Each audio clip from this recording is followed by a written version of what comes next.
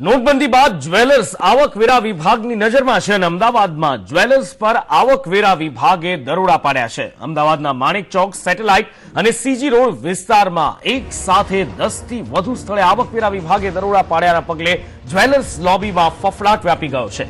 માણેક ચોક વિસ્તારમાં પાટીદાર જ્વેલર્સ અને રુદ્ર જ્વેલર્સ તો સીજી રોડ પર જીંજુવાડિયા જ્વેલર્સ પર દરોડા પાડવામાં આવ્યા। આ સાથે જ ગોલ્ડ હાઉસ અને સંજય મનુભાઈ જ્વેલર્સ પર પણ આવકવેરા વિભાગે દરોડા પાડ્યા। અમદાવાદમાં એક સાથે ઘણા બધા જ્વેલર્સ પર આવકવેરા વિભાગના દરોડાની જાણ થતા શહેરના ઘણા જ્વેલર્સે આજે દુકાન ખોલવાનું પણ ટાળ્યું છે।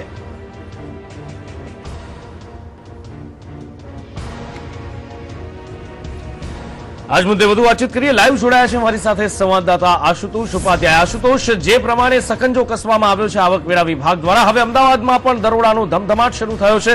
શું કાર્યવાહી કરવામાં આવી રહી છે અને જ્વેલર્સ લોબીમાં શું માહોલ છે?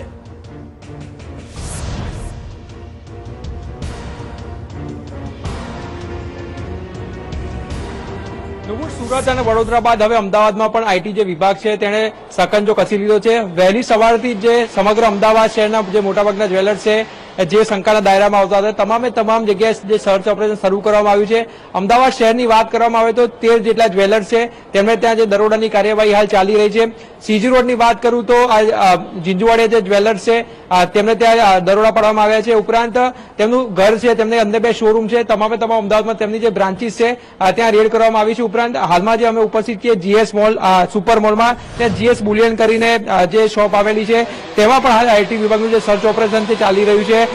સુપર મોલ જે કહેવાય છે સીજી રોડનો 90% જે દુકાનો છે તમામે તમામ જે જ્વેલર્સોની છે, પરંતુ તેઓ તમામે તમામ જે લોબી છે ત્યાં ફફડાટ ફેરાતા તેઓ આજે જે શોરૂમ છે તે ઓપન કરવાનું પણ ટાળ્યું છે। એટલે ખાસ કરીને વહેલી સવારથી ક્યાંક ને ક્યાંક આઈટી વિભાગે સપાટો બોલવાની શરૂઆત કરી છે, તેની જે અસર છે તે આજે જે બુલિયન માર્કેટ છે તેના પર દેખાઈ રહી છે, જેને પગલે જ્વેલર્સો છે ત્યાં ફફડાટ ફેરાતા તેઓ આજે દુકાન ખોલવાનું પણ ટાળ્યું છે। ક્યાંક ને ક્યાંક જે 8મી નવેમ્બર પછીના જે વ્યવહારો કરવામાં આવ્યા હતા તે બેનામી છે અને તેના પગલે જે આઈટી સર્ચ ઓપરેશન શરૂ કર્યું છે, ત્યારે આ જે રકમ છે તે બેનામી સામે આવે તેવી સંભાવના પણ હાલ વ્યક્ત કરાઈ રહી છે। જી આશુતોષ, આ સમગ્ર માહિતી બદલ આપનો આભાર।